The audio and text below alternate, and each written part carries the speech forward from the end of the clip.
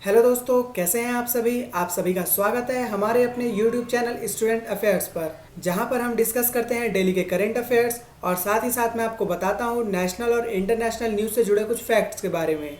तो दोस्तों, आज है 10 जनवरी और आज हम 10 जनवरी से रिलेटेड सारे करंट अफेयर्स इस वीडियो में कवर करेंगे। तो चलिए शुरू करते हैं। हमारा आज का पहला सवाल, वह राज्य या केंद्र शासित प्रदेश जहां पर बाल विवाह प्रतिषेध अधिनियम 2006 सेवारत नहीं है, यानी कि prohibition of child marriage act 2006। तो इसका सही आंसर है जम्मू कश्मीर।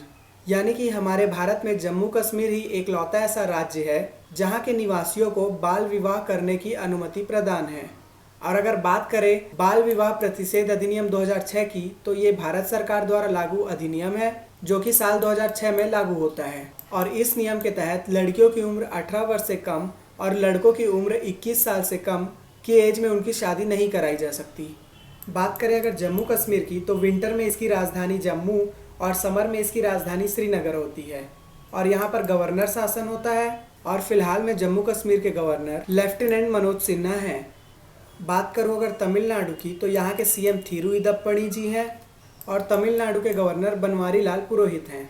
और नागालैंड के सीएम का नाम नेफ्यू रॉय और गवर्नर का नाम RN रावी है। और अगर हम बात करें मिज़ोरम की, तो मिज़ोरम के सीएम श्री पू जोरमथंगम जी हैं और यहाँ के गवर्नर का नाम श्री PS श्रीधरन पिल्लई जी है। बात करें अगर तमिलनाडु की, तो इसकी राजधानी चेन्नई है, नागालैंड की राजधानी का नाम कोहिमा है और मिज़ोरम की राजधानी का नाम आइजोल है। और जम्मू कश्मीर को 31 अक्टूबर 2019 को राज्य का दर्जा दिया गया है।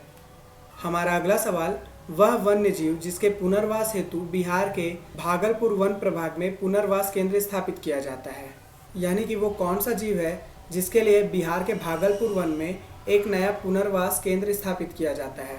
तो इसका सही आंसर है कछुआ। और अगर हम बात करें नए पुनर्वास केंद्र की, तो ये राज्य में मीठे पानी में रहने वाले कछुओं के पुनर्वास का पहला केंद्र होगा। और बात करें अगर बिहार की, तो यहाँ के सीएम नीतीश कुमार और गवर्नर फागू चौहान हैं। हमारा अगला सवाल, भारतीय कृषि अनुसंधान परिषद यानी कि ICAR के द्वारा स्थापित कृषक नवोन्मेष कोष का संबंध किससे है। बात करें अगर कृषक नवोन्मेष कोष की, यानी कि फार्मर्स इनोवेशन फंड की, तो हाल ही में इसकी स्थापना करने की घोषणा होती है जो कि भारतीय कृषि अनुसंधान परिषद के द्वारा होती है। और इसका मेन उद्देश्य कृषकों को कृषि की नई तकनीकों से जोड़ने का है और इसका हेडक्वार्टर न्यू दिल्ली में होगा। तो इसका सही आंसर होगा उपरोक्त सभी, यानी कि ऑल ऑफ द अबव। हमारा अगला सवाल, पहला अमेरिकी राज्य जहां इंटरनेट से संबंधित राज्य स्तरीय उपभोक्ता गोपनीयता अधिनियम पारित किया गया है, तो हाल ही में ये अमेरिका के कैलिफोर्निया राज्य में होता है। और बात करें इस उपभोक्ता के गोपनीयता अधिनियम की, तो ये जो अधिनियम होगा वो राज्यों में जो कंपनियां होती है उनके द्वारा जो डाटा का उपयोग होता है उसको नियंत्रित करने के लिए है। यानी कि ये अधिनियम राज्यों के कंपनियों के द्वारा डाटा के उपयोग को नियंत्रित करने का अधिकार प्रदान करेगा। हमारा अगला सवाल, अमेरिका ईरान के संबंध में जूस कोजेंस कन्वेंशन से क्या तात्पर्य है। बात करूँ अगर मैं जूस कोजेंस की, तो ये एक संधि का नाम है और इस प्रकार का समझौता द्वितीय विश्व युद्ध के बाद हुआ था और ये समझौता 1954 के वियना में हुआ था, जो कि सांस्कृतिक विरासत को क्षति पहुंचाने के लिए हुआ था। और अगर करंट की बात करें, तो करंट में इस कन्वर्सेशन को अमेरिका और ईरान के समेत कुल 133 देशों ने स्वीकार कर लिया है। तो इसका सही आंसर होगा सांस्कृतिक स्थल सुरक्षा से। हमारा अगला सवाल, भारत के अलावा उस देश का नाम बताओ जिसने मध्यम रेंज की सतह में हवा में मार करने वाली मिसाइल यानी कि MRSAM रक्षा प्रणाली का सफल परीक्षण किया है। तो इसका सही आंसर है इजराइल देश ने।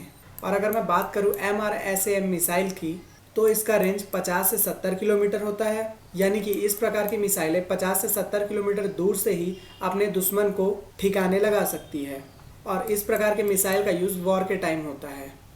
हमारा अगला सवाल, डेमोक्रेटिक पार्टी की नैन्सी पेलोसी को कौन सी बार अमेरिका प्रतिनिधि सभा का स्पीकर चुना गया है।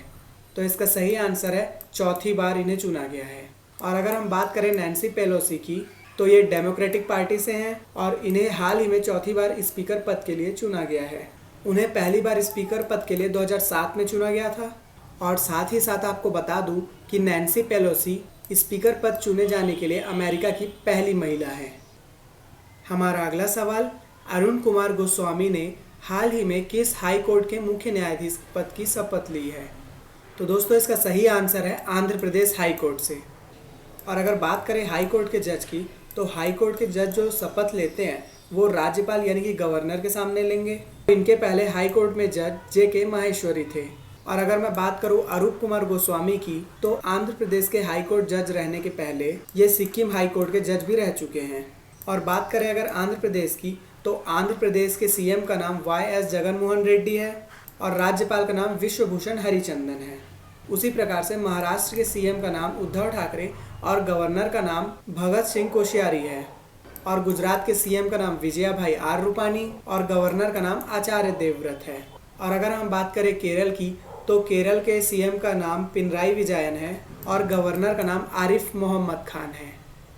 हमारा अगला सवाल, इनमें से किस केंद्र शासित प्रदेश के उपराज्यपाल मनोज सिन्हा ने 28,400 करोड़ रुपए की औद्योगिक विकास योजना की घोषणा की है? अगर आपको पता है कि मनोज सिन्हा कहाँ के उपराज्यपाल हैं, तो दोस्तों आपको इसका आंसर पता होगा। तो सही आंसर है जम्मू कश्मीर। मनोज सिन्हा जम्मू कश्मीर के उपराज्यपाल हैं, जिन्होंने हाल ही में डेवलपमेंट के लिए 28,400 करोड़ रुपए की औद्योगिक विकास की घोषणा की है। और इस योजना से जम्मू कश्मीर में अर्थव्यवस्था को बढ़ावा मिलेगा और साथ ही साथ वहाँ के लोगों को रोजगार के अवसर मिलेंगे। और बात करें अगर मुंबई और कोलकाता की, तो ये दोनों आपके यूनियन टेरिटरी ही नहीं हैं। दिल्ली और जम्मू कश्मीर आपके यूनियन टेरिटरी हैं। हमारा अगला सवाल, हाल ही में किस देश ने पहली double stack long haul container train की शुरुआत की है? तो दोस्तों जैसा कि आप सभी जानते हैं, हाल ही में भारत सरकार ने विश्व की पहली double stack long haul container train की शुरुआत की है। और अगर बात करें इस ट्रेन की, तो इस ट्रेन की लंबाई लगभग 1.5 किलोमीटर की है और इस ट्रेन की शुरुआत मोदी जी ने हरी झंडी दिखाकर की थी।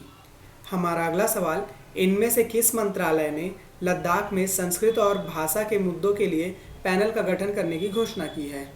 तो इसका सही आंसर है गृह मंत्रालय यानी कि मिनिस्ट्री ऑफ होम अफेयर्स, जिसे होम मिनिस्टर भी कहते हैं। और अगर बात करें इस पैनल की, तो ये पैनल लद्दाख में भाषा, संस्कृति और भूमि के संरक्षण से संबंधित मुद्दों पर समाधान खोजने के लिए कार्य करेगा। और इस पैनल का गठन किशन रेड्डी की अध्यक्षता में होता है। और बात करें अगर गृह मंत्रालय की, तो वर्तमान में इसकी रिस्पॉन्सिबिलिटी अमित शाह पर है और इसका फॉर्मेशन 15 अगस्त 1947 को होता है। और बात करें अगर रेल मंत्रालय की, तो इसका फॉर्मेशन मार्च 1905 को होता है, यानी कि जब बंगाल का विभाजन हुआ था। और इसका हेडक्वार्टर न्यू दिल्ली में है और करंट में इसके मिनिस्टर पीयूष गोयल जी हैं। और अगर बात करें सूचना और प्रसारण मंत्रालय की, यानी कि ministry of information and broadcasting की, तो इसका हेडक्वार्टर भी न्यू दिल्ली में है और इसके मिनिस्टर प्रकाश जावड़ेकर हैं और योजना मंत्रालय भी उन्हीं में से एक है। हमारा अगला सवाल, संयुक्त राष्ट्र सुरक्षा परिषद में अस्थायी सदस्य के तौर पर भारत का कितने वर्ष का कार्यकाल शुरू हो गया है? बात करो अगर संयुक्त राष्ट्र सुरक्षा परिषद की, तो इसका फॉर्मेशन 24 अक्टूबर 1945 को होता है। और संयुक्त राष्ट्र सुरक्षा परिषद में 2 प्रकार के सदस्य होते हैं, एक होते हैं अस्थायी सदस्य और एक होते हैं स्थायी सदस्य। अगर हम बात करें स्थायी सदस्यों के बारे में, तो स्थायी सदस्य में से France, China, Russia, UK, US ये सारे देश आते हैं। और इन 5 को छोड़कर बाकी के 10 देश अस्थायी तौर पर सदस्य होते हैं। प्रत्येक अस्थायी सदस्य को 2 वर्षों के लिए चुना जाता है। तो इसका सही आंसर है 2 ईयर्स। और भारत की तरफ से इसमें टी.एस. तिरुमूर्ति जी गए हैं। और अगर बात भारत की करें, तो भारत ने 8वीं बार सुरक्षा परिषद की सदस्यता ग्रहण की है और भारत का तिरंगा लहराया है। और संयुक्त राष्ट्र सुरक्षा परिषद की स्थापना 24 अक्टूबर को मनाई जाती है। हमारा अगला सवाल, हाल ही में किस बैंक ने भुगतान अवसंरचना विकास कोष योजना के संचालन की घोषणा की है? तो दोस्तों इसका सही आंसर है भारतीय रिजर्व बैंक यानी कि रिजर्व बैंक ऑफ इंडिया। भारतीय रिजर्व बैंक ने हाल ही में भुगतान अवसंरचना विकास कोष यानी कि पेमेंट इंफ्रास्ट्रक्चर डेवलपमेंट फंड, इस योजना के द्वारा देश में इंफ्रास्ट्रक्चर को बढ़ाने के लिए इस योजना की घोषणा की है। और ये डेवलपमेंट फिजिकल और डिजिटल दोनों मोड में आगे बढ़ाया जाएगा। और अगर हम बात करें रिजर्व बैंक ऑफ इंडिया की, तो इसका फॉर्मेशन 1 अप्रैल 1935 को होता है और करंट में इसके गवर्नर शक्तिकांत दास जी हैं और इसका हेडक्वार्टर महाराष्ट्र मुंबई में है। और बात करें अगर केनरा बैंक की, तो ये बैंकिंग फैसिलिटी के साथ साथ फाइनेंशियल सर्विस भी प्रोवाइड कराता है और इसका फॉर्मेशन ऑफिशियल तौर पर 1906 में होता है और इसका हेडक्वार्टर बेंगलोर कर्नाटक में है। बात करें अगर यस बैंक की तो इसका फॉर्मेशन सन 2004 को होता है और इसके फाउंडर का नाम राणा कपूर है और इसका हेडक्वार्टर मुंबई महाराष्ट्र में है और यस बैंक के सीईओ का नाम प्रशांत कुमार है। और बात करें अगर बैंक ऑफ इंडिया की तो इसका फॉर्मेशन 7 सितंबर 1906 को होता है और इसका हेडक्वार्टर मुंबई इंडिया में है। तो दोस्तों ये था हमारा आज का सेशन। उम्मीद करता हूँ आपको वीडियो पसंद आई होगी और अगर आपको वीडियो पसंद आती है तो वीडियो को लाइक करें और अगर आप हमारे चैनल पर नए हैं तो चैनल को सब्सक्राइब करें और हमें ज़रूर बताएं कि आपको वीडियो कैसी लगी। Thank you guys.